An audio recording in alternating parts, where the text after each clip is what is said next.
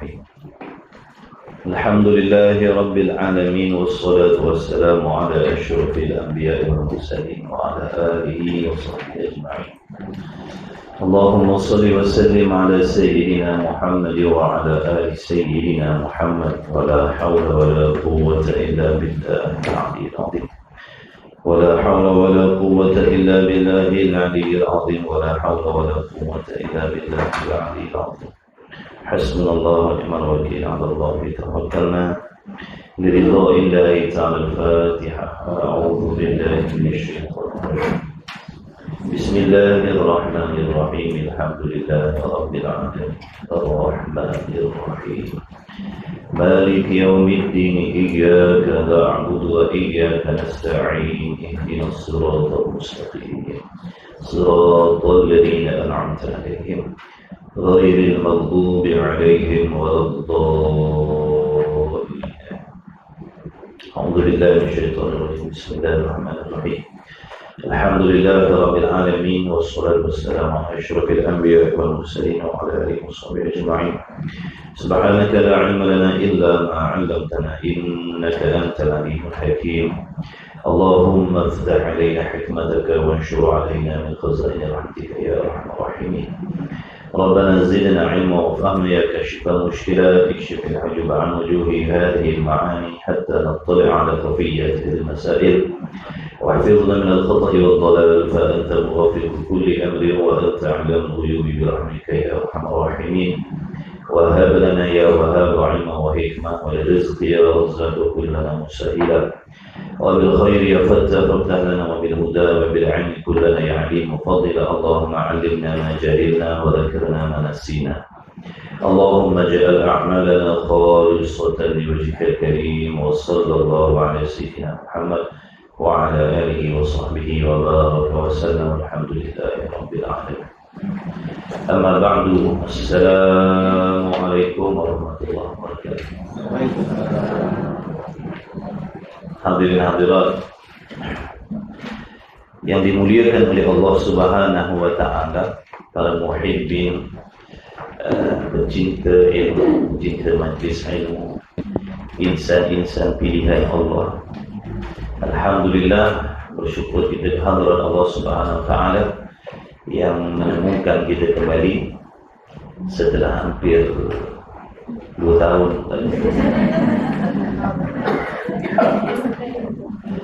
Diharapkan tuan-tuan, perempuan, hadirin hadirat semua sihat walafiat insyaallah. Mudah-mudahan sentiasa dalam rahmat Allah dan ridha Allah, senantiasa dimurahkan rezeki rohani dan jasmani oleh Allah Subhanahu wa taala. Mudah-mudahan kehadiran kita pada pagi ini berbekalkan hati yang baik, hati yang bersih, niat yang baik. Moga Allah memelihara hati kita daripada hadir niat-niat yang menjadi asbab amalan kita ditolak, tidak diterima oleh Allah Subhanahu wa taala. Yang pertama sekali hendaklah kita ingat ini semata-mata limpah rahmat daripada Allah Subhanahu wa taala. Yang betulkan niat kita datang ke majlis ilmu, singgah di taman-taman syurga ini kerana nak menjunjung perintah Allah Subhanahu wa taala yang mewajibkan ke atas diri kita mukallaf menuntut ilmu. Selain daripada itu, niatnya untuk kita memahami hukum hakam Allah untuk diamalkan. Kerana niat yang baik itu masuk di dalam adab menuntut ilmu. Masuk dalam adab menuntut ilmu adalah niat yang benar, niat yang betul, niat yang baik. Kita akan diberi oleh Allah dengan apa yang kita niatkan. Sebab tu betulkan niat kita. Kalau seandainya kehadiran kita sekadar nak mendengar, kita akan dapat dengar. Ada pun nak diamalkan jauh sekali. Sebab tu niat kita nak belajar, nak usaha memahami, serta nak amalkan. Mudah-mudahan Allah memberi taufik kepada kita semua, insya-Allah. Jadi Allahumma shalli ala sayyidina Muhammad, kitab Risalah Al-Misbahul Munir, ulangan kedua kan? Ulangan kali kedua dah kita di sini. InsyaAllah. Muka surat berapa? Baru lagi kat sini?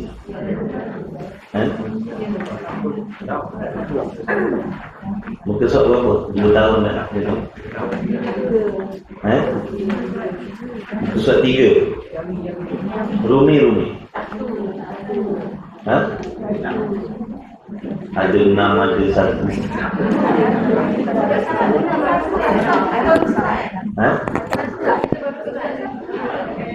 Oh, baru nak mula Baru nak mula.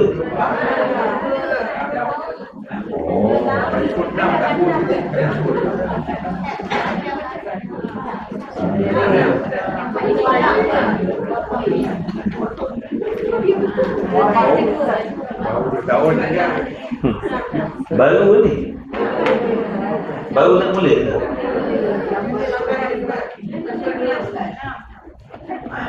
Jawi muka surat.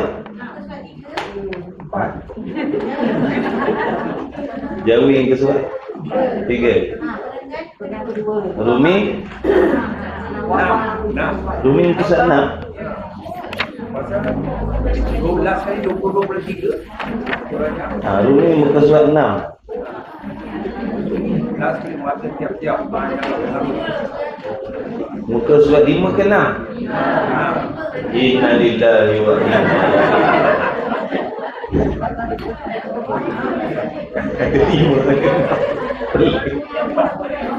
Pening. Ambil muka surat 5 bawah. Dah, tenang, jangan gaduh. Muka surat 5 baru. Muka surat 5. Pada kitab dia tengok kitab. Kitab Misbahul Munir muka surat 5. Baik. Bismillahirrahmanirrahim. Qala al-muallif rahimahullahu ta'ala wa nafa'ana wa iyyakum bi 'ulumihi fid dharain amin ya rabbal alamin. Kata muallif rahimahullahu ta'ala, bermula undang-undang Allah Ta'ala 5 perkara. Ini yang dipanggil dengan hukum syarak. Ini yang dipanggil dengan hukum syarak. Jadi di awal kitab Usuluddin ni, mana-mana kitab Usuluddin sebelum membahaskan sifat-sifat yang bersangkut paut dengan zat Allah, yang wajib, yang mustahil, yang harus, dia akan memperkenalkan kepada kita terlebih dahulu perkara yang penting-penting untuk kita fahami betul-betul, agar nanti tidak ada timbul kekeliruan di masa yang akan datang. Jadi tidak ada perkara yang tidak penting di dalam kitab ni, melainkan penting semua. Jadi mudah-mudahan Allah Ta'ala memberikan kita rezeki istiqamah, boleh belajar, boleh ngaji di setiap baris, di setiap muka surat, daripada awal hingga akhir kitab, insya-Allah. Tumpukan perhatian. Kalau jumpa istilah-istilah yang kita tak pernah tahu, tak pernah faham, kita catat, kita tulis. Jangan malas menulis. Kesian kedai-kedai alat tulis tu, pen tak laku. Gunakan pen kita dah beli tu, gunakan. Catat. Seburuk-buruk tulisan, sekuat-kuat ingatan. Jangan malas catat. Baik, jadi undang-undang Allah, ataupun sebelum ni dikata agama. Sebelum ni dia dah perkenalkan apa itu agama. Agama itu bermaksud undang-undang ataupun peraturan-peraturan yang datang daripada Allah Subhanahu wa Ta'ala. Mana Allah yang buat, Allah yang suruh, Allah yang tetapkan, Allah yang perintahkan. Undang-undang tu, batasan-batasan tu, landasan-landasan tu, disiplin-disiplin tu. Allah yang menjadikan alam ini, Allah yang menciptakan makhluk inilah yang memerintahkan undang-undang tersebut. Allah yang menciptakan alam inilah yang membuat peraturan-peraturan tu. Bukan Nabi, bukan orang lain dah. Allah sendiri, pencipta itu sendiri yang membuat undang-undang. undang-undang ataupun peraturan-peraturan untuk diamalkan oleh makhluk yang dia ciptakan, yakni manusia dan jin. Okay. Kenapa tu? Supaya kita selamat. Supaya kita selamat. Bila kita ikut undang-undang, peraturan-peraturan yang datang daripada pencipta kita, maka kita akan selamat. Kita akan selamat. Sebab tu mesti wajib mengenal dan memahami sungguh-sungguh serta yakin di dalam hati siapakah yang dinamakan pesuruh tadi, yang dikatakan Tuhan, yang dikatakan Allah tu bagaimana sifat dia. Apabila seseorang itu memahami, mengenal Allah, kefahamannya betul, akidahnya betul terhadap Allah, insya-Allah apa pun undang-undang, apa pun peraturan-peraturan yang datang daripada Tuhan tadi, dia boleh terima dengan lapang dada. Sebab dikenal dah Tuhan tu siapa, yang buat undang-undang tu siapa. Jadi di situ di antara lain timbul rasa takut terhadap Tuhan, gerun terhadap Tuhan, malu terhadap Tuhan, sehingga tak berani nak memprotes, nak mengkritik apa sahaja undang-undang yang dibuat oleh Allah. Itu baru kata dia mengenal Tuhan. Barulah masuk dalam kata orang kenal Tuhan. Bukan tahu nama je. Bukan sekadar tahu nama Allah tapi tak kenal. Baik, jadi itu maksud undang-undang ataupun yang dinamakan agama. Agama. Bila sebut agama je, faham dah. Agama tu undang-undang Allah. Yang Allah perintahkan, yang Allah amanahkan kepada para rasul alaihi wassalatu wassalam untuk dikhabarkan, diajarkan kepada umat, kepada makhluk, yakni manusia dan jin, supaya mereka mengamalkan undang-undang tadi dah. Itu yang dinamakan agama. Orang-orang yang mengamalkan, orang-orang yang mematuhi, yang mengambil undang-undang Allah tadi, lalu dipakai pada diri dia, dipanggil Muslim. Sebab tu panggil Muslim. Muslim ni makna orang yang guna pakai undang-undang Allah dalam kehidupan dia. Sebab tu panggil Muslim, bukan panggil saja tu. Bukan panggil saja-saja. Bila sebut Muslim, yakni orang yang mengguna pakai undang-undang Allah di dalam kehidupan dia. Jadi kalau kita nak buang undang-undang Allah ni, tak nak ikut, tak nak pakai, patut ke tak patut dipanggil Muslim? Tak patutlah. Sebab panggilan Muslim ni adalah untuk orang yang mengguna pakai undang-undang tadi di dalam kehidupan dia. Sebab tu dipanggil Muslim, orang yang ada pada diri dia undang-undang Allah. Jadi yang tolak, yang tak mau amalkan, maka tak layak nak dipanggil Muslim. Tak layaklah nak dipanggil Muslim. Dipanggil Muslim yang tidak sempurna. Muslim atas nama sahaja, tapi cara kehidupannya macam orang bukan cara berpakaian bukan cara orang Islam. Baik, dan undang-undang tadi, peraturan-peraturan itu tadi, ini ulangan pelajaran 2 tahun lepas. Dan undang-undang Allah tu melibatkan perihal akidah. Di antara undang-undang yang Allah tetapkan tu, di antaranya melibatkan ataupun tentang akidah, pegangan dan kepercayaan dalam hati.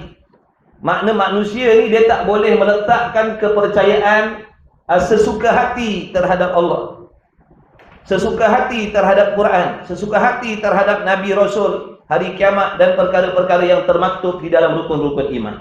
Tak boleh. Tak boleh kita nak buat sesuka hati, nak meletakkan kepercayaan ikut selera kita kepada Allah. Tak.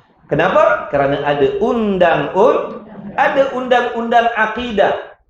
Ada undang-undang akidah. Ni yang kita nak belajar.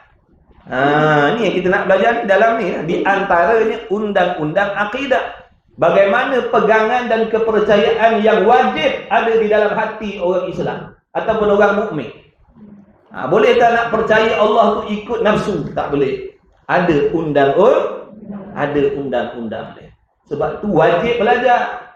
Kalau tak belajar, kita takkan maklum, kita takkan tahu, kita takkan faham, kita takkan reti apakah undang-undang akidah tadi. Sehingga nanti takut terlanggar undang-undang tadi. Yang mana kalau undang-undang akidah ni dilanggar, akibat dia apa? Murtad. Kesalahan dia sangat besar, bukan kecil. Bila undang-undang akidah ni dilanggar, sengaja atau tak sengaja, akibat daripada itu denda dia apa? Murtad, syirik. Sebab tu kita kena belajar supaya kita tahu undang-undang, kita tahu sempadan-sempadan, agar kita boleh berhati-hati, agar kita boleh berwaspada. Macam orang dia dah belajar undang-undang jalan raya, maka dia akan berusaha bersungguh-sungguh menjaga dirinya supaya tidak melanggar undang-undang jalan raya tadi, supaya tidak disaman, tidak dikompang dan sebagainya. Betul? Kata-kata ramai orang belajar undang-undang jalan raya, sebab takut kena saman. Tapi tak ramai yang peduli tentang undang-undang akidah. Ramai yang tak peduli tentang undang-undang akidah. Mereka memiliki pegangan dan kepercayaan terhadap Allah mengikut hawa nafsu masing-masing. Aku percaya Allah begini, dia percaya Allah begitu, mereka percaya Allah begini.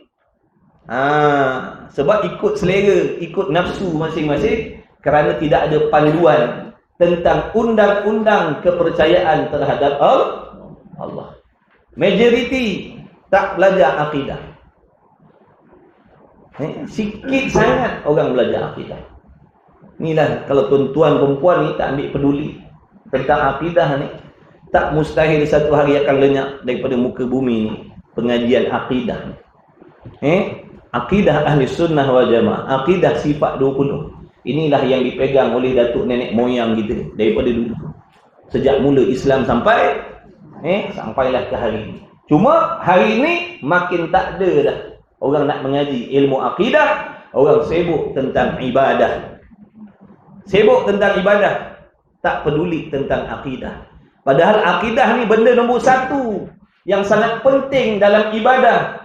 Tanpa akidah yang betul, ibadah sehebat mana pun tidak akan diterima oleh Allah.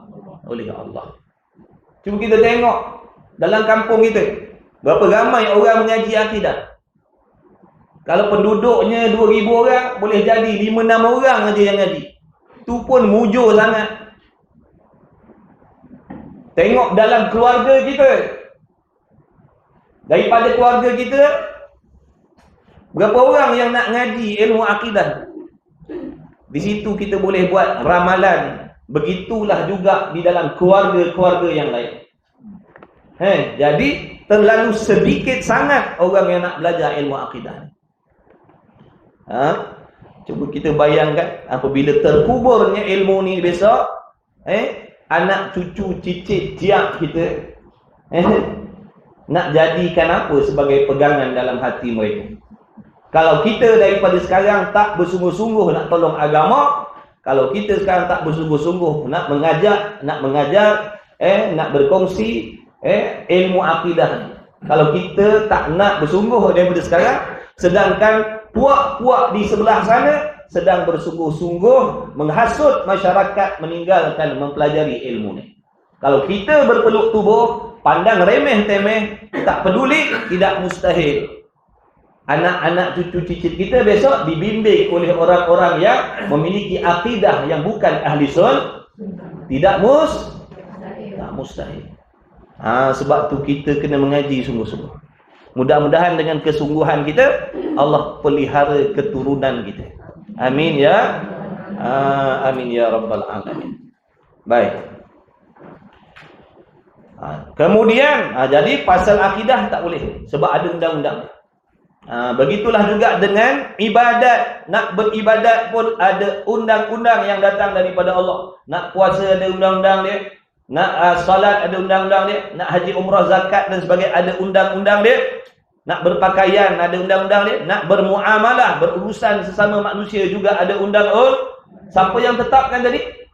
Allah, pencipta kita yang menetapkan. Begitulah seterusnya. Banyak undang-undang. Nak bercakap ada undang-undang, betul? Nak bercakap ada undang-undang, nak menulis ada undang-undang, nak mendengar ada undang-undang, nak melihat semua ada undang-undang. Yang mana undang-undang tu ditetapkan oleh Tuhan, yang kita sendiri mengaku, membenarkan, menyungguhkan tidak ada Tuhan selain daripada Dia. Baik. Bermula undang-undang. Dan satu lagi. Apa sahaja urusan, apa sahaja pekerjaan kita manusia ini ataupun jin, tidak boleh terlepas daripada undang-undang Allah. Apa sahaja pekerjaan kita, apa sahaja perbuatan kita, di mana sahaja kita duduk, di mana sahaja waktu kita berada, tak boleh terlepas, terasing, tersuku daripada undang-undang Allah. Jadi pahaman yang mengatakan ada tempat-tempat tertentu kita ni terasing daripada undang-undang Allah, terasing daripada agama, ini fahaman yang sesat, lagi menyesatkan orang ramai. Terang-terang politik suku, agama suku. Agama tadi apa? Undang-undang Allah. Jadi kalau kita nak detailkan lagi, politik lain, agama lah. Dalam berpolitik tak ada sangkut paut dengan agama, seolah-olahnya begitu. Dalam berpolitik tidak ada hubung kait dengan undang-undang Allah. Tu bahaya. Bahayalah bila berpolitik tidak ada hubung kait dengan hukum hakam Allah. Jadi di situ kalau buat kezaliman pun tak jadi masalah. Faham tak? Ini pahaman-pahaman yang sesat, lagi menyesatkan masyarakat. Berapa juta orang percaya dengan perkataan ni? Berapa puluh ribu orang yang percaya dengan perkataan politik suku, agama suku ni, sehingga mereka jadi puak-puak otak tiga suku semua. Otak tiga suku lah, tak waras. Dalam akidah sebut dah, tak boleh diasingkan agama walau di mana-mana pun. Mesti ada hukum Allah yang jatuh atas diri kita. Tak ada satu detik pun yang kita terlepas daripada hukum Allah. Tiba-tiba kita mengatakan dalam berpolitik ni agama tak masuk campur. Senang banyak macam tu. Jadi di situ kita boleh menipu, di situ kita boleh ambil hak orang tanpa sebenar, dengan alasan dalam bab politik ni tak ada hukum hakam Allah. Nampak tak? Wal'iyadzabillah min dzalik. Dan tak ada juga orang-orang yang zahirnya ahli agama membenarkan perkataan itu. Kerana apa? Keduniaan mereka. Dijualnya agama tadi demi kepentingan dia. Dia pun tak padan dengan songkok, dengan kopiah ada atas kepala. Dia pun kata agama suku, politik suku juga. Wal'iyadzabillah min dzalik. Jangan. Jangan. Boleh merosakkan akidah tu, tuan-tuan. Hati-hati. Tak boleh. Kencing berak pun ada hukum. Betul? Kencing berak pun ada hukum. Kita nak jaga binatang pun ada hukum. Kita ada kebau, ada lembu, ada kambing, ada kucing. Kalau boleh anjing pun ada anjing contoh, pun ada hukum ni. Tak boleh nak buat sebarang walaupun mereka tu binatang. Ada hukumnya. Kena bagi makan. Jangan zalimi mereka. Ini berurusan dengan manusia. Adakah terlepas daripada undang-undang? Kalau dah dengan binatang pun ada undang-undang, takkan dengan manusia pula lepas daripada undang-undang Allah? Betul?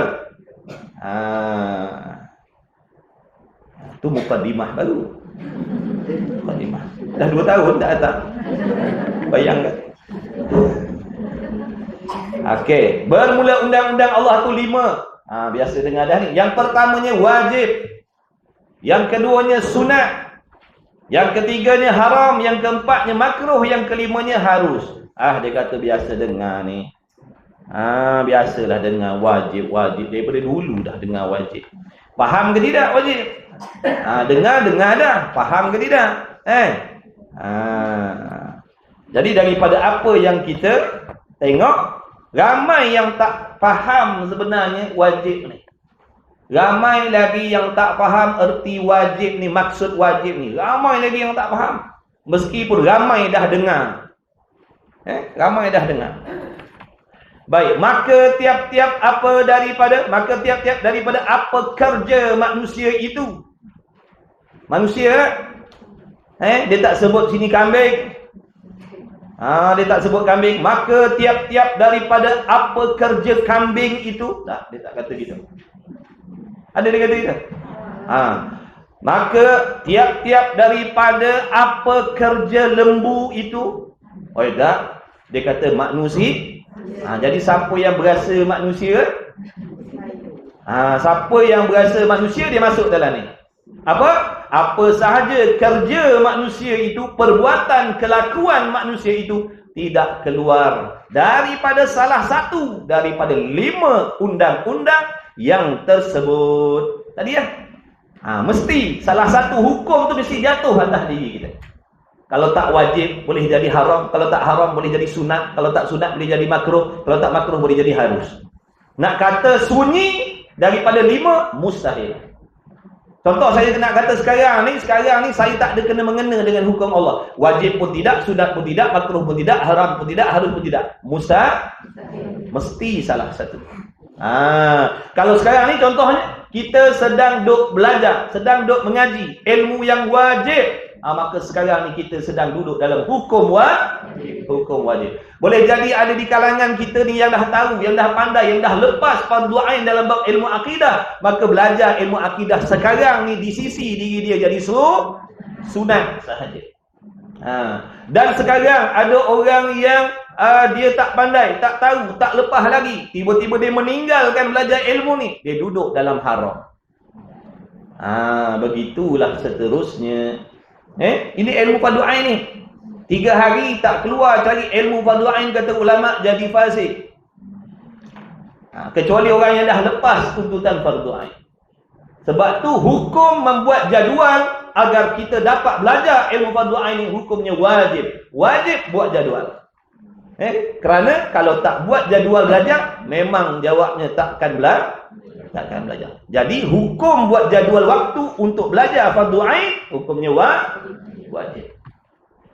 Kalau tak buat, membawa kepada kita meninggalkan ilmu yang fardu ain ni, membawa kepada kita tak belajar ilmu yang fardu ain ni, maka dosa. Sebab tu wajib buat jadual. Wajib bagikan waktu untuk menuntut ilmu fardu ain. Maka kemudian daripada salah satu daripada 5 undang-undang yang tersebut, yang dinamakan dia dengan hukum-hukum syarak, itulah yang dipanggil hukum syarak. Hukum syarak tu ada 5. Dan hukum-hukum taklifiyah, nama lain dia. Kalau tak panggil hukum syarak, panggil hukum taklifiyah. Undang-undang yang bangsa diberatkan ke atas diri kita mukallaf. Kita ni mukallaf yang diberatkan oleh Allah. Allah yang memberatkan kita agar mengikut undang-undang. Suka tak suka, kena ikut. Kalau tak silap, ada ayat Allah dalam Quran, dia kata kalau tak suka Allah tu Tuhan, kalau tak suka dengan agama ni, pergi cari Tuhan yang lain. Pergi cari, berambuh cari Tuhan yang lain. Ada ke? Mana ada Tuhan selain Allah? Maksudnya di situ, mau tak mau, kena ikut. Sebab nak lari kepada Tuhan yang lain memang tak ada dah. Tengok betapa bencinya, murkanya Allah kepada orang yang tak suka dengan agama ni. Tak kata kalau tak suka, pergi cari Tuhan yang lain. Ada? Mana ada? Jadi mau tak mau, siapa pun kita, apa pun pangkat jawatan kita, kedudukan kita atas dunia ni, kita tetap duduk di bawah taklif. Makna diberatkan hukum Allah. Mau tak mau, suka tak suka, tak peduli. Siapa Tuhan sekarang, siapa makhluk? Siapa Tuhan sekarang, siapa makhluk?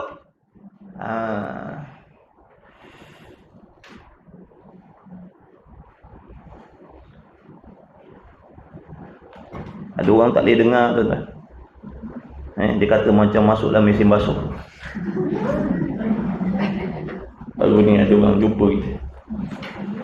Dia kata, Ustaz, ada kawan dia kata dia tak boleh duduk dalam ustaznya kuliah. Dia kata macam duduk dalam mesin basuh. Tak boleh tahan. Nanti dulu hari cakap.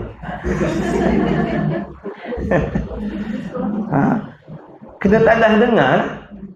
Yang tak suka tu, yang menyirap, yang marah tu setan.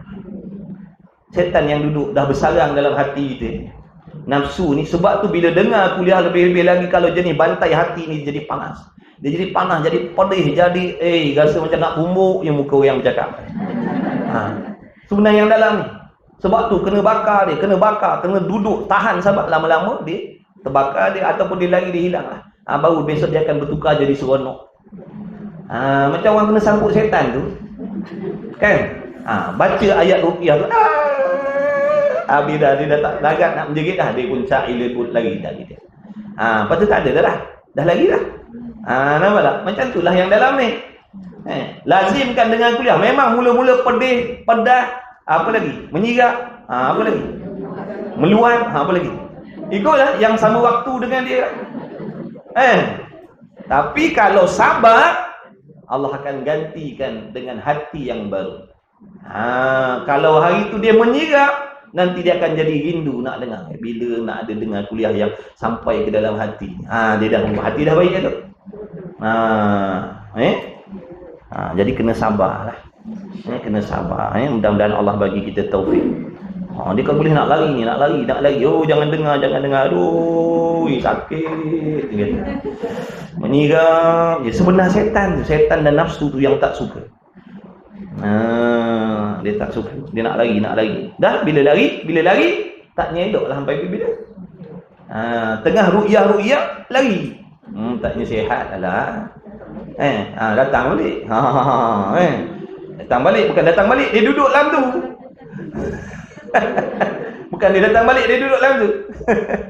Pergi jumpa perawat lain pula, baca ruqyah lebih kurang, menjerit tak tahan lagi. Taknya sembuh sampai bila-bila. Begitulah juga kalau kita nak ubat hati kita ni, kalau tak sabar, ego, sombong, belagak, takkan baik sampai bila-bila. Orang yang sabar, istiqamah, insya-Allah dia akan jadi baik. May yuridillahu bihi khairan yufaqihu fid din. Siapa-siapa yang Allah kehendak dia mendapat banyak kebaikan, banyak kebajikan, Allah akan jadikan dia orang yang memahami hukum hakam Allah. Tapi dalam proses nak memahami hukum hakam Allah tu, itulah di antara proses dia. Kena sabar banyak-banyak, kena tahan telinga. Kemudian dinamakan akan hukum taklifiyah yang lagi akan datang, menyebut akan dia di dalam huraian hukum-hukum syarak, insya-Allah. Disebut insya-Allah tu isyarat kepada jangan berangan panjang umur. Jangan berangan rasa hidup lama. Sebab tu iringkan perkataan kita tu tadi dengan insya-Allah. Insya-Allah. Orang yang tanda-tanda orang yang pendek angan-angan. Maknanya kalau Allah izin, maksudnya. Kalau Allah izin, ada umur, ada rezeki, dia akan sampai kepada huraian dia lah. Tapi kalau Allah tak izin, pendek umur, tak ada dah. Maknanya dia ingat mati dah tu. Dia ingat mati. InsyaAllah ni mana orang ingat mati. Dia tak pasti, dia tak yakin dia akan berada di dalam waktu tu. Meskipun dekat. Meskipun petang garang, dia kata insyaAllah. Sebab tak pasti lagi hidup sampai petang garang. Maka nyata pula daripada huraian ini bahawa pengenalan agama itu ramainya orang-orang yang tidak mengenal agama. Hanya pandai menyebut, pandai menulis juga dengan dalilnya. Jadi musannif bukan cakap kosong, ada dalil, ada bukti. Apa dia punya kenyataan tadi? Ramai yang tak faham agama ni sebenarnya. Ramai lagi yang tak faham dengan undang-undang Allah yang dipanggil agama tadi, ataupun yang dipanggil syariat tadi. Ramai lagi yang tak faham. Mana dalilnya? Ramai orang yang tidak menurut undang-undang agama tersebut. Itu dalilnya. Itulah bukti menunjukkan ramai lagi yang tak faham. Kalau faham, dah tentu dia buat, dah tentu dia patuh, dah tentu dia ikut, dah tentu dia tidak memilih-milih. Tapi ada di kalangan kita, ramai di kalangan kita yang masih memilih-milih hukum hakam Allah untuk diamalkan atau untuk ditinggalkan. Kita tengok contoh kat bawah tu. Maka setengahnya sembahyang sahaja. Setengah sebahagian daripada manusia ni dipilih sembahyang ni. Padahal yang Allah wajibkan bukan sembahyang semata-mata, banyak lagi yang Allah wajibkan. Sembahyang, puasa, zakat, haji, umrah bagi orang yang berkemampuan, tutup aurat, mengaji fardu ain, bercakap benar, ikhlas dalam ibadat, merendah diri. Itu semua perkara wajib. Tapi oleh kerana kita tak faham, kita pilih. Benda wajib kita pilih. Jadi dalam banyak-banyak yang wajib ni aku nak ambil semayang lah. Maka dia buat semayang lah. Yang lain dia tak buat. Padahal yang lain juga wajib. Kalau tanya kenapa ambil semayang dia puasa tidak? Dia kata kalau tak semayang berdosa. Dah kalau tak puasa, dah kalau tak tutup aurat, dah kalau tak ngaji fardu ain, tak dosa. Dosa juga. Jadi kalau dia faham tiap-tiap meninggalkan yang wajib tu hukumnya dosa, dia akan usaha buat setiap yang diwajibkan oleh Allah. Mau tak mau, suka tak suka, panas tak panas, dia terpaksa tutup sebab dia tahu wajib.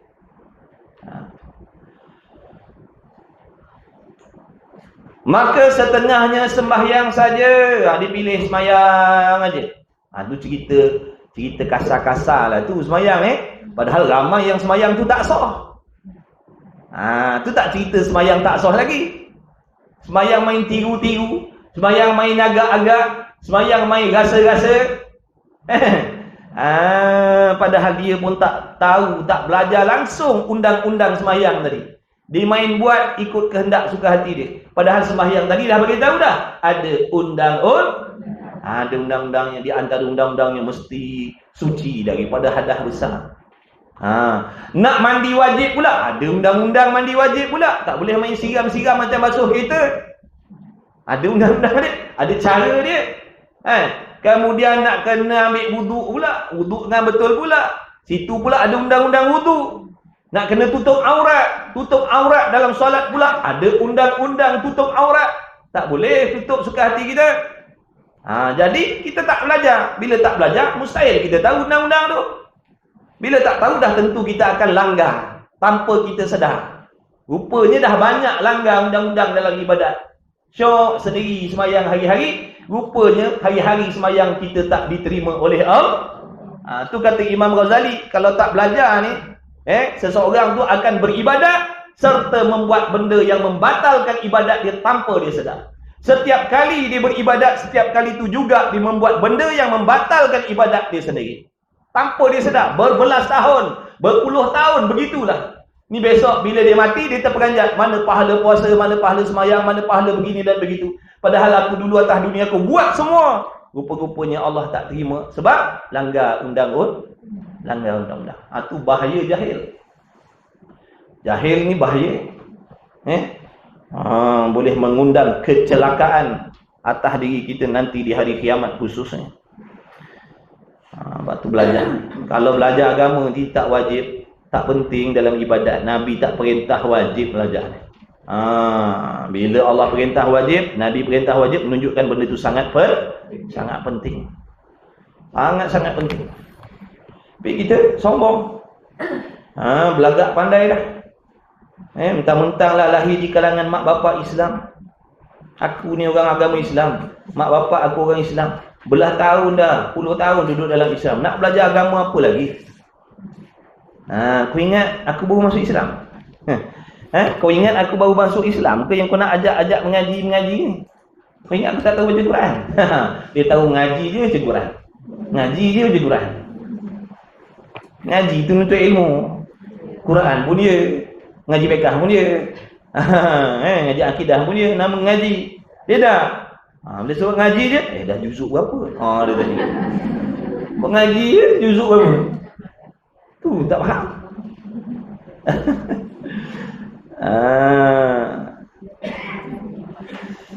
Allah. Puasanya tidak. Sembahyang dah, molek dah. Kita tengok Zuhir dah. Sembahyang dah. Tiap waktu sembahyang berjamaah lah pula. Saf depan, belakang imam. Tukang qomat. Kadang berebut mic nak azan. Bagus dah. Tak semayang pula. Tak puasa pula dia. Tak puasa pula. Tak puasa. Padahal puasa juga wajib. Dipilih semayang aja. Kalau lain, yang banyaknya pilih cari nafkah saja. Orang laki-laki, suami, dia pilih cari nafkah je. Dia kata kena cari nafkah. Wajib saya ada anak bini. Betul. Tapi tak semayang pula dah. Semayang dah, cari nafkah buat. Nampak tak? Padahal semayang pun wajib, cari nafkah pun buat. Ada yang cari nafkah, semayang, tak ngaji fardu ain pula. Fardu ain tak ngaji. Padahal fardu ain tu tengok. Ni ramai. Ramai yang tak faham. Dia kata, ustaz, kenapa saya nak kena mengaji? Saya dah buat kewajipan. Apa? Saya dah bekerja. Saya dah cari nafkah halal untuk anak bini saya. Kenapa saya perlu nak kena mengaji agama? Tadi ustaz kata mengaji itu juga wajib. Kalau tak mengaji berdosa. Kenapa nak berdosa pula? Saya dah buat kewajipan. Dia fikir kewajipan ni pilih mana yang anda suka. Dia pilih macam tu. Dia fikir macam tu. Dalam kebanyakan wajib tadi, cari nafkah, solat, tutup aurat, untuk ilmu, puasa. Pilih mana yang anda suka. Dia fikir macam tu. Padahal bukan pilih mana yang anda suka. Bila sebut wajib, semua kena buat. Benda yang wajib bila tinggalkan hukumnya haram. Benda tu wajib bila tinggal hukumnya haram. Dia bertukar jadi haram. Semayang wajib, tinggal jadi haram. Puasa wajib, tinggal jadi haram. Menuntut ilmu fardu ain wajib, tinggal jadi haram. Selama mana dia tak solat tu, selama itulah duduk dalam haram. Selama mana tak tutup aurat di keluar rumah, selama itulah duduk dalam haram. Selama mana dia tak pergi cari ilmu fardu ain, duduklah belah tahun puluh tahun kat rumah tu, duduk dalam haram. Ni yang disuruh belajar ni, supaya faham. Rupanya ingatkan haram ni minum arak aja, berjudi aja, berzina aja, dedah aurat aja haram. Rupa tak mengaji pun haram. Tak mengaji fardu ain pun hukumnya haram. Faham tak, Nek? Bukan marah dak, nasihat je. Cakap kuat-kuat tu kan apa? Sebab ada yang nak tertidur. Cakap kuat-kuat biar dia terbiak mata. Baru nak telap, baru nak terlayang. Kalau jenis dulu kan tolak je buat. Kang saudara-saudara wallahu a'lam.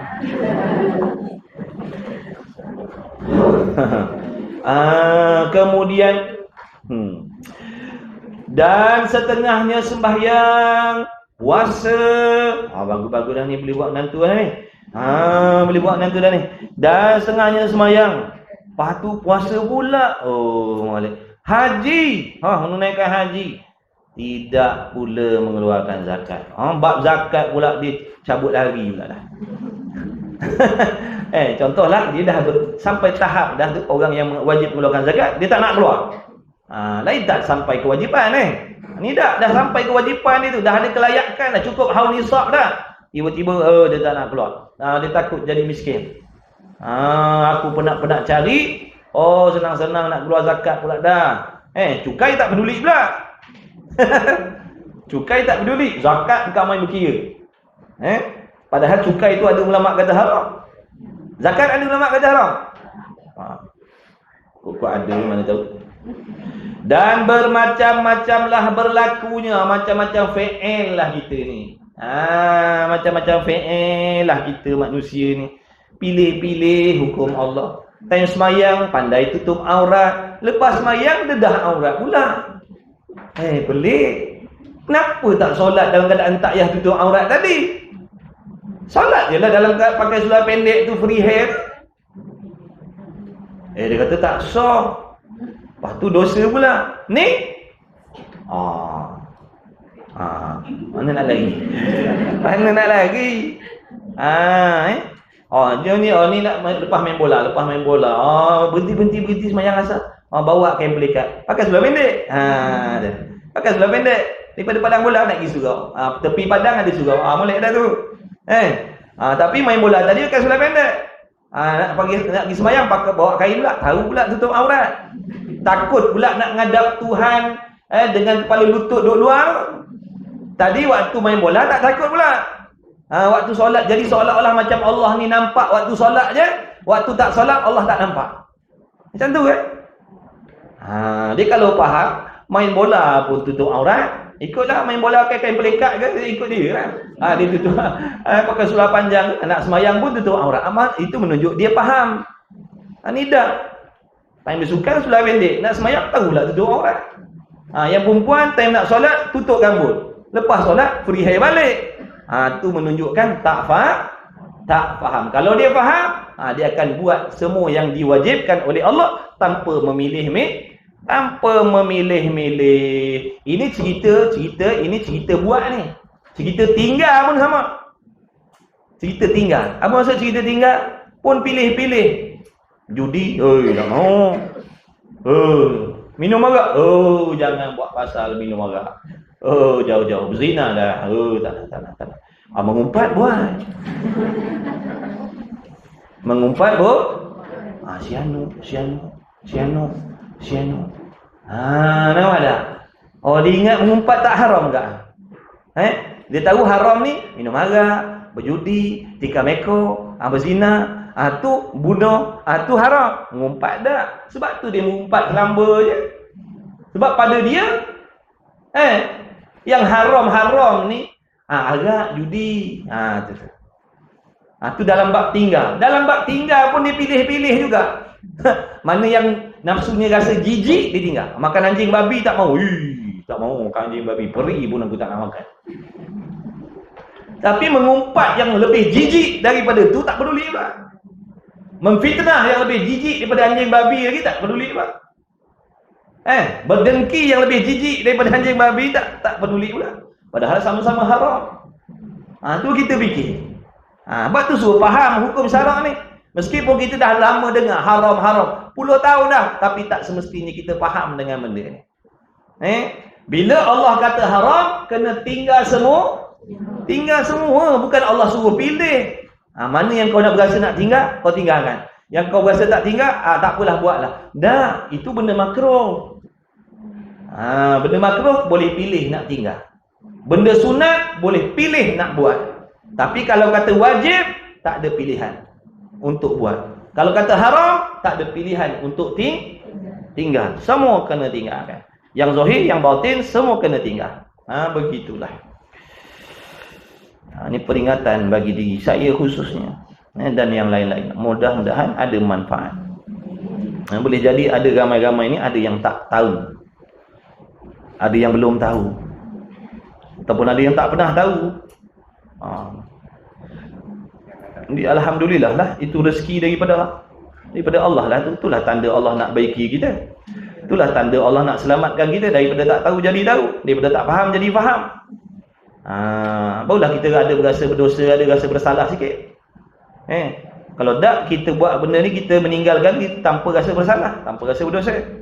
Berasa betul dah. Ada kala membuat yang sunat-sunat jua. Ada pula satu pesen lain dipilih buat amalan sunat aja. Yang wajib tidak pula yang wajib. Yang wajib dia tinggal. Sembahyang sunat, main qada tak ada. Main sunat je, qada tak buat. Padahal qada wajib. Dia kata ustaz, saya yang saya tinggal, semayang-semayang yang saya tinggal tu, itu semua semayang yang saya sengaja tinggalkan. Jadi mengikut ada ustaz tu, kalau semayang kita sengaja tinggal, ni tak wajib ganti. Sebab Nabi tak cakap. Nabi cakap kalau semayang yang tertinggal. Kalau semayang tertinggal, Nabi suruh ganti. Kalau semayang yang sengaja, Nabi tak suruh ganti. Luruh daripada pembaris lagi. Ramai ikut ni. Ramai yang mengikut ni. Sebab golongan tu dia tak pakai qiyas. Dia pakai Quran, hadis, Quran. Quran, hadis, Quran. Ijma' ulama tak pakai. Qiyas tak pakai. Sebab tu dia tak jumpa hukum tu.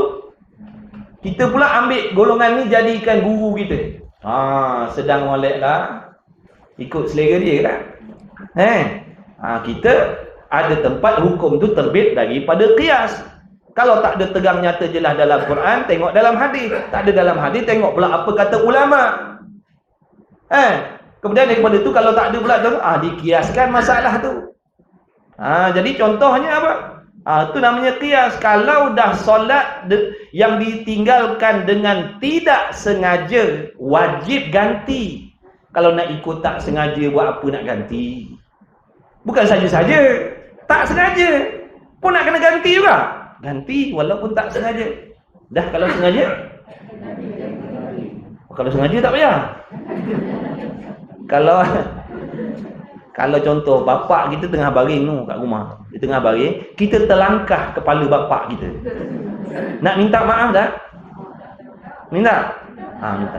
Kalau sengaja sepak kepala bapak kita, tak payah. Sebab sengaja tak payahlah. Rupanya yang minta maaf ni kalau yang tak sengaja. Yang sengaja biar macam tu. Lebih-lebih lagi lah kena minta maaf. Tu orang panggil aulawi. Terlebihlah kalau dah tak sengaja pun Allah suruh ganti. Yang saja-saja tinggal lebih-lebih lagi lah kena ganti. Ni ada juga yang ikut pahaman tu, dia kata tak payah ganti. Kita cukup dengan taubat je. Allah Maha Pengampun. Senang. Sebab tu ramai yang ikut pahaman ni sebab senang, mudah.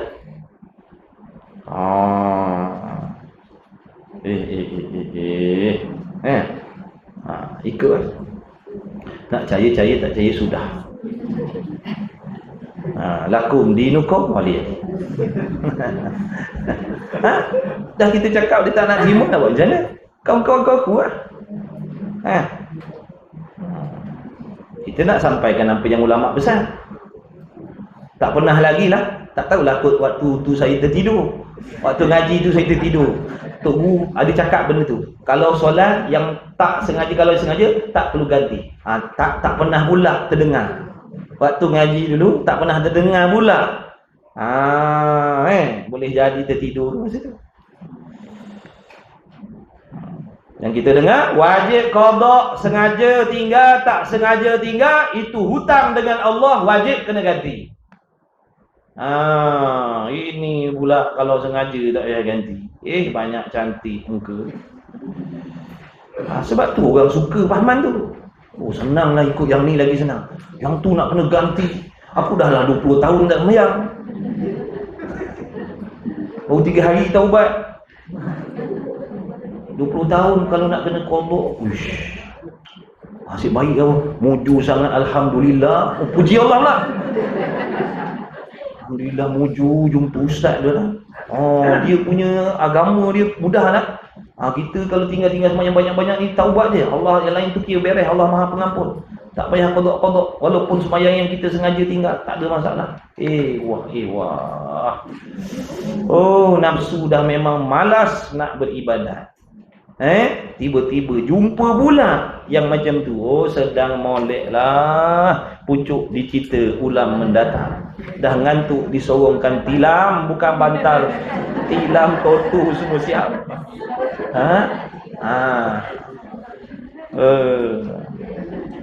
Ya, sungguh.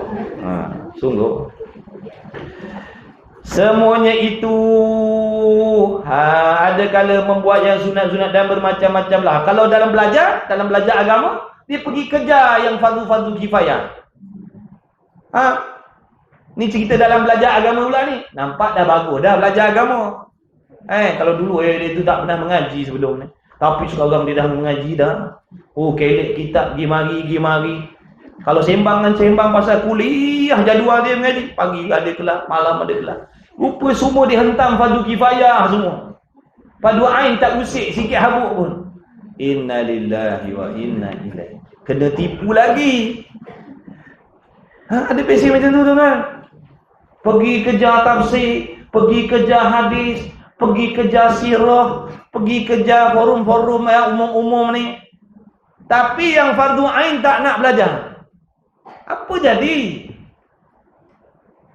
Tak kesampaian lah. Nanti ibadat kita tak kesampaian. Sebab salah cara mengaji. Tak ikut langkah-langkah. Orang suruh belajar fardu ain dulu. Betulkan bacaan Quran dulu. Kemudian betulkan akidah. Fahami syariat pula, undang-undang macam mana nak buat ibadat tadi tu. Basuh berak macam mana, basuh kencing macam mana, mandi hadah macam mana. Sebab benda-benda tu sangkut paut dengan ibadat. Bab haid, nifas, istihadah macam mana, kena belajar. Ni tak pergi mengajar, belajar tafsir. Memang dalam Quran tu ada semua, tapi tak disebut secara detail. Dalam kitab-kitab fiqh ni lah, atau kitab-kitab tauhid ni lah yang akan diperincikan. Tapi tak nak. Sombong. Waktu mari belajar tauhid tu, tauhid apa? Ni, tafsir. Juzuk 22 lah. Jangan main-main. Ngaji sifat 20. Sifat 20. Tafsir. Juzuk 22 ni kali khatam yang ketiga dah ni.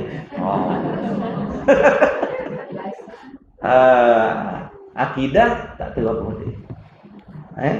Nak belajar kalam Allah tapi sifat Allah tak kenal. Nak ambil tahu tentang kalam Allah tapi sifat-sifat Allah dia tak tahu. Ini yang jadi menyimpang tempat lain. Allah. Musannif sebut ni, itulah benda yang berlaku. Tapi kadang-kadang kita tak berasa kita duduk dalam puak-puak ni. Kita berasa betul dah. Sebab dipermainkan oleh nafsu. Kata awak dah baik dah. Dulu awak tak mengaji, sekarang kan dah mengaji. Soleh dah tu. Ni kalau awak ni masuk mati pagi ni sekarang, masuk syurga tanpa hisap. Setan dengan nafsu duk puji-puji. Kalau jenis kau ni, dulu kan kau tak mengaji, sekarang kau dah mengaji kan. Kalau mati ni, masuk syurga tanpa hisap ni. Belum pasti lagi. Yang mengaji ikut saliran ni pun belum tentu selamat lagi. Banyak lagi permainan, tipu daya, perangkap daripada nafsu dan syaitan. Jangan ingat mudah nak masuk dalam syurga tu tuan-tuan. Syurga tu mahal. Dia bukan benda murahan, boleh masuk sesuka hati kita. Dia ada undang-undang. Tak nak ikut, habis. Jangan mimpilah. Semuanya itu berlaku macam tu tadi. Sebab apa? Semuanya itu sebab tidak mengenal agama. Itulah jawapan dia. Sebab tak kenal agama, sebab tak faham agama, sebab tak tahu pasal agama. Sebab apa? Agama ni kita letak belakang kita. Bab agama ni letak belakang je. Kalau terdesak baru guna agama. Meninggal baru panggil. Nak buat tahlil baru panggil. Nak nikah kahwin baru ingat agama. Selain daripada tu, buat tak peduli. Sepenuh-penuh kita berpaling kepada dunia. Tubuh badan kita paling kepada dunia, dengan hati-hati kita pun paling kepada dunia. Membelakangkan Allah, membelakangkan akhirat. Tak peduli langsung tentang agama. Itulah akibatnya kita yang tak pandai. Bila kita tak pandai, fitnahnya bukan kepada orang lain. Fitnahnya, musibahnya atas diri kita sendiri. Amalan kita yang Allah tak terima, bukan amalan orang. Kita kalau tak nak belajar, musibahnya atas diri kita. Bukan musibah atas diri orang. Dah tu, kalau dah tahu macam tu musibah orang lain, buat apa tu sibuk memekak-mekak ajak orang mengaji. Kita nak sama-sama selamat. Kan Allah dah pesan dah, ku anfusakum wa ahlikum nar. Jangan pentingkan diri sendiri. Lagi pula amal ma'ruf nahi munkar. Lagi pula ta'awanu 'alal birri wat taqwa, kena tolong-menolong. Kalau kamu dapat hidayah, kamu kena ajak orang lain juga supaya dapat hidayah. Kalau kamu dapat ilmu, nak minta orang lain ajak juga orang lain supaya dapat ilmu, agar sama-sama amalan diterima oleh Allah. Agar sama-sama besok diselamatkan oleh Allah daripada azab neraka Allah. Kita jangan sombong. Bila ada orang panggil, bila ada orang ajak, bila ada orang selalu ajak-ajak kita, nasihat-nasihatkan kita, ingat-ingat kita, mari belajar, jangan sombong. Hakikatnya Allah yang sedang mengajak kita tu. Mustahil mulut orang tu tergerak nak ajak kita mengaji kalau bukan tidak dikehendaki oleh Allah. Menunjukkan Allah, makna kita ni masih lagi diberi perhatian yang khusus daripada Allah lagi. Tapi kalau kita dah sombong, paling muka, sampai satu masa besok Allah tinggalkan kita. Sampai satu masa besok Allah akan tinggalkan kita. Allah takkan peduli dah. Allah takkan cara dah tentang kita. Dunia ke akhirat Allah akan biar. Sebab Allah dah janji dalam Quran, siapa yang lupa pada Allah, Allah akan lupa pada dia. Siapa tak peduli dengan agama Allah, Allah takkan peduli pada dia besok hari kiamat. Allah akan balas balik. Seperti mana kita tak pedulikan perintah Allah, Allah takkan pedulikan kita di hari kiamat besok. Siapa kita nak minta tolong? Saat sakaratul maut, Allah tak pedulikan. Pandai-pandai kau lah hadap sakaratul maut. Kau jangan nak harap pertolongan Allah. Sebab apa? Waktu kau segar bugar sihat dulu, kau tak peduli dengan Allah. Sekarang kau hadaplah huru hara sakaratul maut. Kau hadaplah sendiri. Takkan datang pertolongan Allah. Siapa yang boleh selamatkan dia? Siapa yang teman kita waktu tu? Bini tak ada, laki tak ada, kaya tak ada, pangkat tak ada, jawatan tak ada. Tak ada. Saat sakaratul maut, kita hanya harap pertolongan Allah. Tapi kalau Allah kata Allah dah tak sudi, siapa yang boleh tolong? Sebab tu jangan sombong. Bila Allah suruh ngaji tu, ngajilah. Allah bukan tak bagi kita makan minum, Allah bagi lebih. Allah yang bagi kita rezeki selama ni, bukan orang lain. Dan kejadian agama atau terbentuknya agama itu, dan kejadian agama atau terbentuknya agama itu di atas 3 perkara, iaitu Islam, iman dan ihsan. Pun kena fahamkan juga apa Islam, apa iman, apa ihsan. Bermula Islam itu mengikut zahir. Apa maksud mengikut zahir? Tubuh badan kita ni mengikut apa yang diperintah oleh Allah. Kalau Allah suruh semayang, dia semayang. Allah suruh puasa, dia puasa. Allah suruh tutup aurat, dia tutup aurat. Allah suruh mengaji, dia mengaji. Itu namanya Islam. Islam ni mana? Amalan zahir. Amalan zahir. Yang kita nampak ni mengaji, tutup aurat, mengajar, baca Quran. Itu namanya Islam. Itu namanya Islam. Islam ni amalan zahir. Kemudian apa lagi? Islam tu dan mengaku zahir. Mengaku zahir ni makna lidah. Lidahnya mengaku. Makna kalau Allah kata benda tu wajib, lidahnya kata ya, ni wajib. Lidahnya mengaku Allah Tuhan, lidahnya mengaku Muhammad Rasul. Kalau yang haram dia kata haram, yang halal dia kata halal. Itu namanya Islam. Itu Islam lah tu. Oleh seseorang akan segala perkara yang dibawa datangkan dia oleh Rasul daripada pekerjaan agama yang diketahui akan dia dengan darurah, yakni ketiadaan fikir. Makna lidahnya mengaku, lidahnya membenarkan apa-apa sahaja perkara yang dibawa oleh Nabi SAW yang boleh diketahui dengan mudah. Makna tak perlu nak duduk mengaji lama-lama baru boleh tahu benda tu. Dah. Duduk kampung, duduk saja pun boleh tahu itu urusan agama, itu pekerjaan agama, itu ibadat dalam agama. Padahal tak ada nak kena mengaji pondok, tak ada nak kena pergi Universiti Azhar. Tahu semayang tu wajib, puasa tu wajib, arak tu haram, judi tu haram. Benda maklum. Tahu benda maklum? Tak payah mengaji jauh-jauh pun boleh tahu. Duduk ceruk kampung pun tahu benda tu. Tu maksud perkara agama yang dibawa oleh Rasul yang diketahui dengan mudah, dengan darurah. Tak payah nak fikir-fikir, tak payah nak kaji selidik, tak payah nak bawa dalil-dalil. Semua orang tahu. Bahkan semua orang tahu belaka. Tu. Semua orang tahu. Kata perkara itu daripada pekerjaan agama. Sehingga kanak-kanak pun tahu, budak-budak pun tahu. Contohnya mana? Seperti semayang. Maksud semayang 5 waktu. Budak-budak pun tahu. Budak-budak pun tahu. Padahal budak-budak tu tak ada mengaji mana pun. Duduk main-main, main tanah, main longkang. Tapi dia kata ayah dah semayang. Dia tahu. Dia tahu semayang tu wajib rupanya. Puasa pun dia tahu puasa wajib.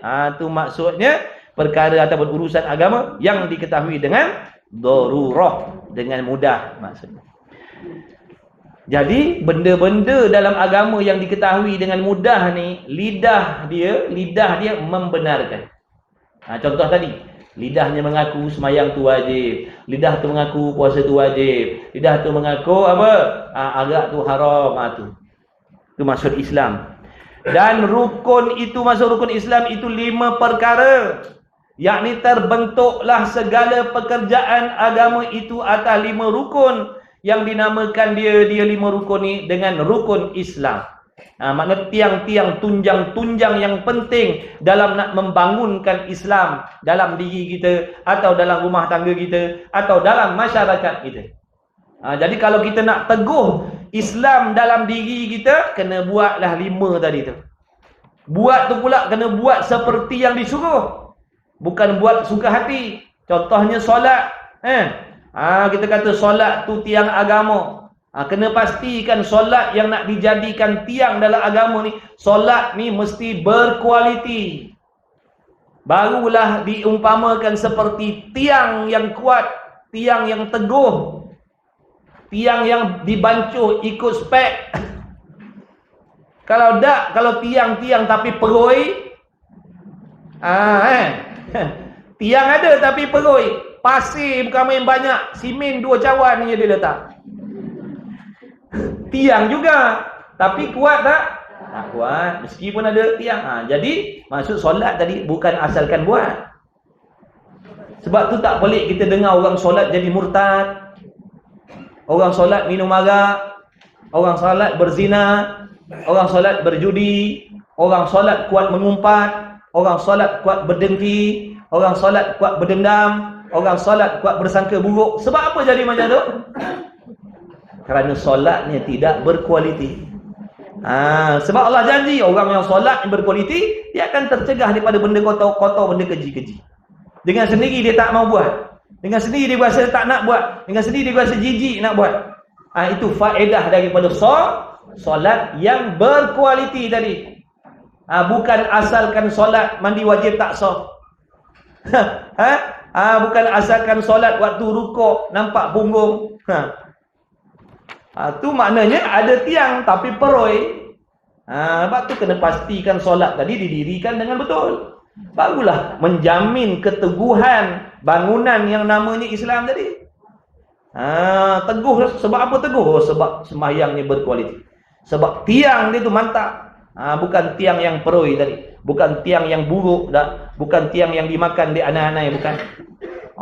Teguh, tiang dia tu teguh. Tiang dia tu sendiri teguh dah, maka bangunan dia akan teguhlah. Tapi kalau tiangnya tak teguh, akan runtuhlah bangunan tu, tak lambat cepat runtuhlah, bergoyanglah.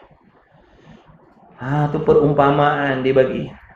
Meskipun tiang-tiang, dia kata kita ni kena semayang. Semayang ni tiang agama, betul. Tiang yang macam mana? Tiang banyak jenis tiang. Tiang yang macam mana? Kena faham tiang yang macam mana yang nak menjamin keteguhan bangunan yang namanya Islam tadi. Kalau semayang asalkan buat, tu bukan. Semayang mandi wajib tak betul, semayang wuduk tak betul, semayang tutup aurat tak betul, semayang rukun qauli baca dalam hati, tu tak pakai. Tu tak ada tiang tu. Sebab semayang yang tak sah tak diterima. Maknanya belum ada tiang lagi. Belum ada tiang lagi tu.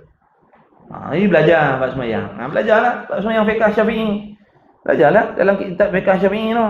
Cara semayang macam mana? Supaya kita nak menghasilkan semayang yang berkualiti, agar kita dapat manfaat daripada semayang tu. Dengan sendiri dia rasa macam tak seronok nak ngumpat orang. Kalau dulu jangan main-main, tu sarapan. Kalau dulu sarapan dia mengumpat. Sarapan mengumpat. Faham sarapan mengumpat? Pagi-pagi mengumpat lah. Kalau tak mengumpat tu ibarat macam tak sarapan lah hari tu. Dia mesti, kau nak tahu tak? Kau nak tahu tak? Sama ada mengumpat di lidah ataupun mengumpat dengan cara menulis. Sama aje. Sekarang ni orang mengumpat jarak jauh. Dengan SMS, dengan Messenger, dengan WhatsApp, dengan macam-macam. Tu mengumpatlah tu. Tapi bila semayangnya dah betul syarat rukunnya, keikhlasan hatinya betul dah, akidahnya betul dah, lalu Allah memberikan buah-buah daripada semayang tadi, faedah-faedah. Dia dah berasa tak seronok nak mengumpat. Macam tak kena. Dulu seronok. Tu faedah dah tu. Dia dah macam tak boleh jadi. Macam tak kena pula. Tu faedah dah tu. Faedah lah insya-Allah lah tu. Nak boleh dah. nak boleh dah faedah semayang dia. Kalau dak semayang tahajud. Tahajud tiap malam. Berdengki tak tinggal, berdendam tak tinggal, sangka buruk tak tinggal. Malam besok qiyamul lagi. Dan makna rukun itu ialah perkara-perkara yang jadi sesuatu dengan dia, dan ia rukun pula adalah merupakan juzuk sesuatu atau suku, yakni bahagian sesuatu itu. Yakni rukun itu adalah asas ataupun tunjang bagi sesuatu. Maka rukun Islam ataupun asas ataupun tunjang Islam itu ada di 5 perkara. Pertamanya minggu depan. Pertamanya minggu depan, insya-Allah. Tadilah tanda jadi. Tanda jadilah. Mudah-mudahan Allah bagi kita taufik, kesihatan, keafiatan semuanya mudah-mudahan. Satu lagi tadi. Allahumma salli ala sayyidina Muhammad. Jadi nak minta lah jasa baik antum semua. Doakan tuan guru kita Ustaz Amali. Yang dikhabarkan sekarang ni makna belum sihat lagi dan keadaan dia membimbangkanlah. Jadi harap-haraplah doa-doa daripada kawan-kawan, sahabat-sahabat, teman-teman yang hadir majlis ilmu ni. Doa-doakanlah beliau agar diberi kesihatan, kesembuhan seperti sedia kala, agar dapat dia meneruskan perjuangan menyebarkan agama Allah Subhanahu wa taala, menyebarkan ilmu, insya-Allah. Dan seandainya ada di kalangan pihak antum semua yang nak membuat sumbangan, nak bantu-bantu ikutlah. Jadi saya dimaklumkan bolehlah pakat-pakat masing-masing nak buat tabung sendiri ke apa ke, buat kutipan dan nak serahkan, itu terpulanglah. Yang paling penting sekali kita pakat-pakat doakanlah. Moga Ustaz Amali diberi kesihatan, kesembuhan oleh Allah Subhanahu wa taala, agar kita dapat mengambil ilmu daripada dia lagi. Banyak lagi ilmu yang kita nak belajar daripada dia. Banyak lagi. Belum cukup lagi. Mengambil, mengutip ilmu, mutiara-mutiara ilmu daripada dada dia. Maknanya itulah, harap-harap Allah beri kesihatan, kesembuhan kepada beliau, agar dapat dia mengajar, dapat kita belajar lagi, insya-Allah. Cukuplah sekadar itu, insya-Allah. Jumpa lagi minggu depan, insya-Allah. Bismillahirrahmanirrahim. Alhamdulillahirabbil alamin, wassalatu wassalamu ala asyrafil anbiya wal mursalin wa ala alihi washabbihi ajma'in. Allahumma rabbana anfa'na bima 'allamtana, rabbana 'allimna alladhi yanfa'una, rabbana faqih ahlana wa qarabatin lana fi dinina ma ahli qutri untha wa dhakar. Allahumma khallisna min ma'na fihi ikhlasan jamila. Allahumma ya muhawwil al ahwal hawwil ahwalana ya Allah ila ahsanil hal. ربنا تقبل منا دعاءنا إنك أنت السميع العليم وتب علينا يا الله يا مولانا إنك أنت التواب الرحيم. اللهم سلمنا وسلم ديننا وسلم توحيدنا وسلم معرفتنا وسلم أرواحنا وسلم أجسادنا وسلم أجسادنا وسلم أجسادنا وسلم كل شيء أعطيتنا. اللهم جملنا بالعافية والسلامة، اللهم جملنا بالعافية والسلامة، اللهم جملنا بالعافية والسلامة، وحققنا بالتقوى والاستقامة، وأعذنا من موجبات الندم في الحال والمال إنك أنت السميع الدعاء. اللهم يا محول الأحوال حول أهوالنا يا الله إلى أحسن الحال. ربنا آتنا في الدنيا حسنة وفي الآخرة حسنة وقنا عذاب النار. وصلى الله على سيدنا محمد النبي الأمي وعلى آله وصحبه وبارك وسلم. الحمد لله رب العالمين. تقبل الله منا.